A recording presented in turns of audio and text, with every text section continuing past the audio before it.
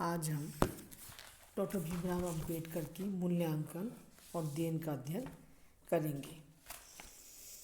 पहला है वर्ण व्यवस्था और जाति व्यवस्था पर उचित एवं आवश्यक तथा शक्तिशाली प्रहार। डॉक्टर अम्बेडकर ने सत्य रूप में इस बात का प्रतिपादन किया कि जाति व्यवस्था पूर्णतः अवैज्ञानिक, अव्यवहारिक, अन्यायपूर्ण और गरिमाहीन है। आर्थिक क्षेत्र में इसने कार्यकुशलता को आघात पहुंचाया है और सामाजिक जीवन में जड़ता, रूढ़िवादिता को जन्म दिया है।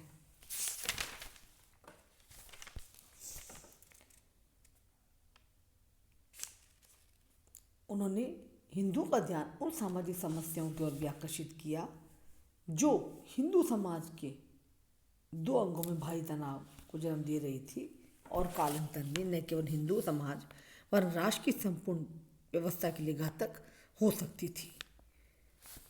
दूसरा हमारा पॉइंट है दलितों के मसीहा। डॉक्टर अम्बेडकर दलितोद्धार के प्रति समर्पित थे। उनके जीवन का ये सर्वप्रमुख उद्देश्य था। उन्होंने दलितों में चेतना उत्पन्न करी, उनको संगठित किया, उन्हें सवर्णों के अत्याचार का विरोध करने के लिए प्रेरित किया और हिंदू समाज के उच्च वर्णों को यह समझाने का प्रयत्न किया कि दलितों के प्रति अन्याय की स्थिति को बनाए रखना हिंदू समाज के लिए घातक होगा। भारत में दलितों की मुक्ति के लिए उन्होंने वही कार्य किया जो अब्राहम लिंकन ने दासों की मुक्ति के लिए और पॉल रॉबर्टसन ने अमेरिका के निग्रो लोगों की मुक्ति के लिए किया था। तीसरा पॉइंट है दलितोद्धार के प्रति यथार्थवादी दृष्टिकोण। यानी उनका सैद्धांतिक दृष्टिकोण ही नहीं था बल्कि यथार्थवादी दृष्टिकोण को भी अपनाया है। उन्होंने दलितों के समक्ष इस बात पे बल दिया कि दलितों को भी अपनी बुरी आदतें और हीनता की भावना का त्याग कर आत्मसम्मानपूर्ण जीवन के प्रवृत्त होना चाहिए।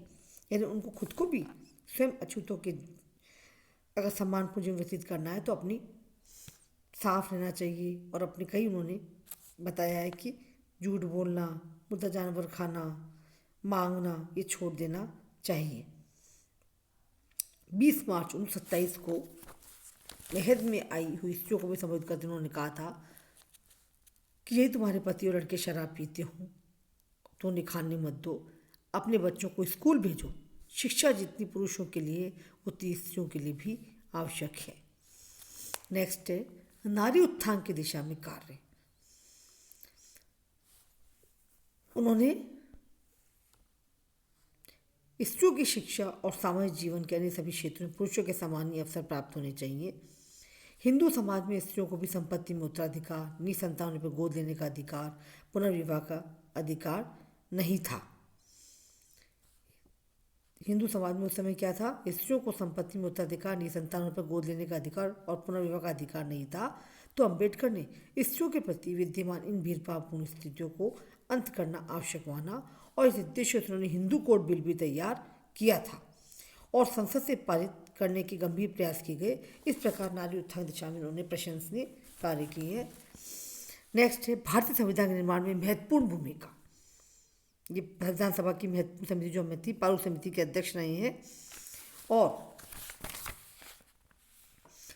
इन्होंने दलितों को सामाजिक जीवन में समानता की स्थिति प्राप्त हो इस बात के लिए जो संवैधानिक व्यवस्था डॉक्टर अम्बेडकर के प्रयत्नों का ही परिणाम है।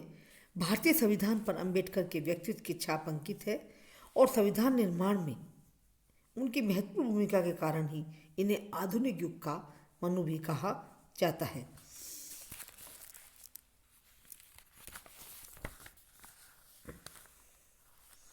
सामाजिक अन्याय और सामाजिक लोकतंत्र का प्रतिपादन। अम्बेडकर ने भारतीय समाज के समस्त स्थिति को भली भांति समझा था। उन्होंने सामाजिक लोकतंत्र को राजनीतिक लोकतंत्र की पूर्व शर्त के रूप में प्रतिपादित कर भारत में लोकतंत्र की सार्थक व्याख्या परिकल्पना प्रस्तुत की थी। संविधान की प्रस्तावना और अन्य भागों में सामाजिक आर्थिक न्याय का जो संकल्प व्यक्त किया है उसमें भी अम्बेडकर के प्रयत्नों का ही महान योग है। तो ये इनके हैं अम्बेडकर का योगदान है मूल्यांकन और देन।